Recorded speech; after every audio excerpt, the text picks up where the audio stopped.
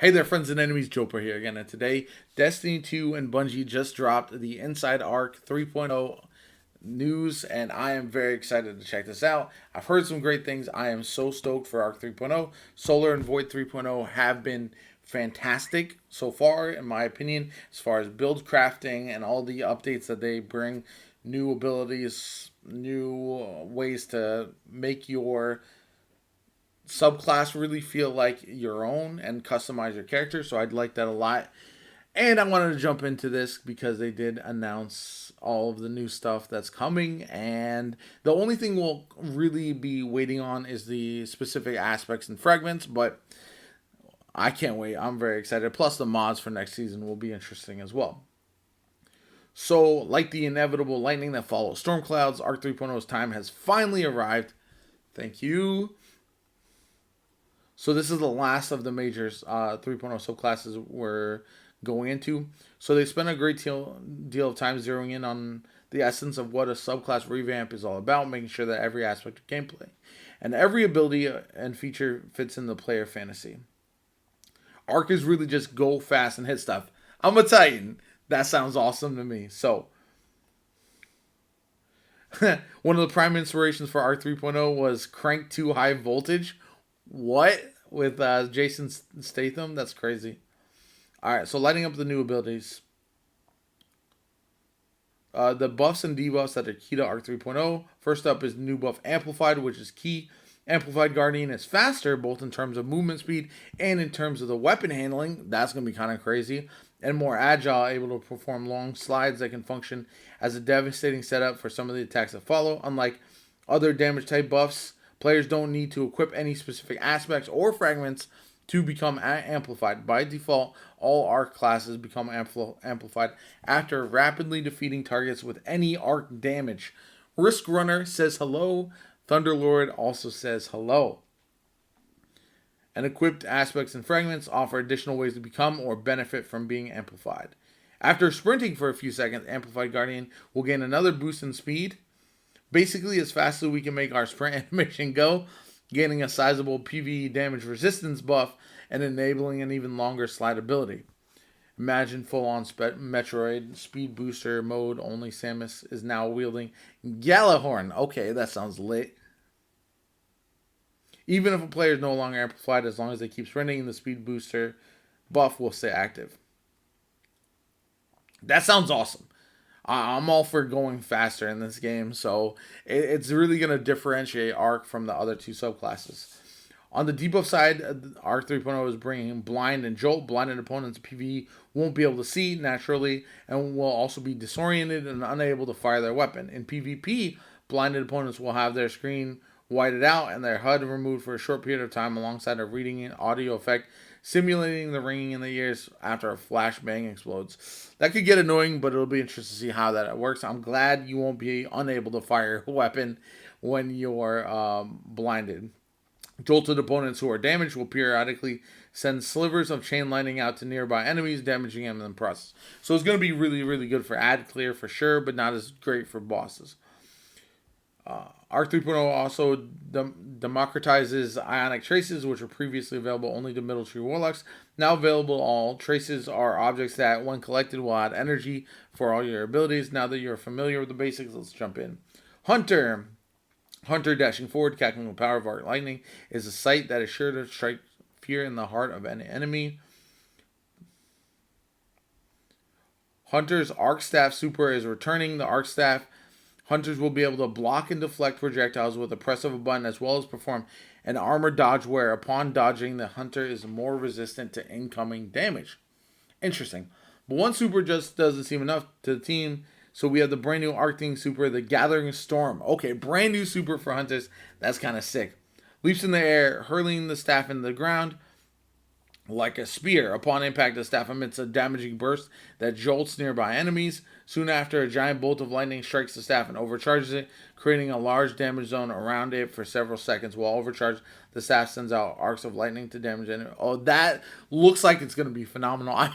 I deleted my Hunter for charity, and now I might have to re-download it or make a new one because that sounds awesome. This sounds very cool. On the melee side, they kept the combination below. which is good. I like that ability. In addition, disorienting blow immediately returns, blinding up opponents with a devastating palm attack. Hunters will be able to choose from 3 arc aspects. Okay, so we do get those, which are all very interesting. Arc 3.0 is also bringing back Blink mode for Arc Hunters. In fact, Blink ability will also include a baseline buff for any class that has access to it, including Void Warlocks. I like that. So that the Hunter sounds like it's gonna be insane. I might have to make a Hunter specifically for Arc 3.0. That sounds crazy. So they want the Lightning Shaman and Emperor Palpatine in full Lightning Fingers mode while turning Luke Skywalker to burnt toast. Okay. 2 supers will be available: Chaos Reach and Storm Trance. So this super combines Landfall from bottom tier and Ionic Blink from old top tier. So they're basically merging them into one. Makes sense. Warlocks will have 2 melee, Ball Lightning, and then Chain Lightning. Chain Lightning sounds interesting. Send out arcs of lightning to strike and jolt the primary target. Cool. Warlock's whole thing is being amplified, modifies their abilities. It powers them up. So for Ball Lightning, if you're amplified, the arc ball will fly out and zap enemies 3 times instead of just 1. Cool. Chain Lightning, it changes them more targets. So basically you're just amped up, which is nice. We've got Arc Soul as one of the aspects, Lightning Surge, and then Electrostatic Mind. So you can use Arc Soul no matter what, which is great. And then your Arc Soul can be amplified as well. I like that. Now diving into Titans. Titans haven't traditionally been known as paragons of mobility, but that is changing. The Arctitans' only goal is to punch you in the face, and so for a lot of what we did, it was to try to figure out how to facilitate fist-to-face contact as much as possible. I'm all in on that. That sounds awesome. Okay.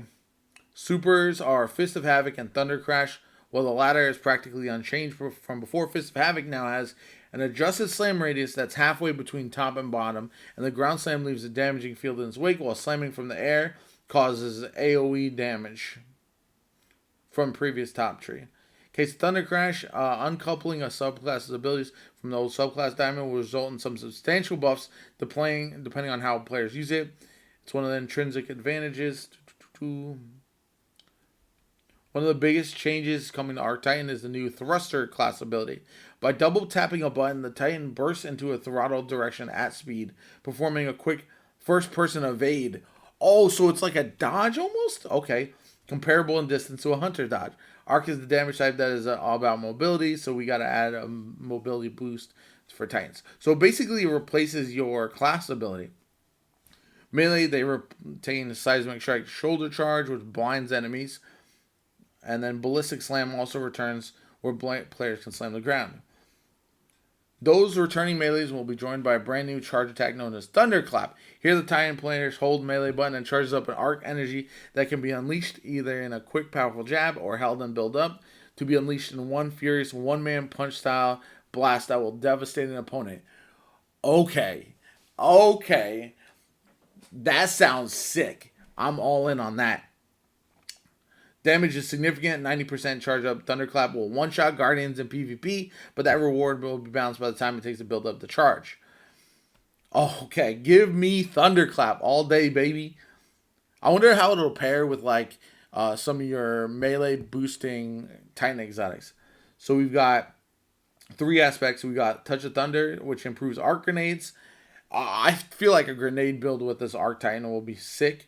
Juggernaut, while sprinting with a full class ability energy, the Titan gains a frontal shield that blocks incoming damage.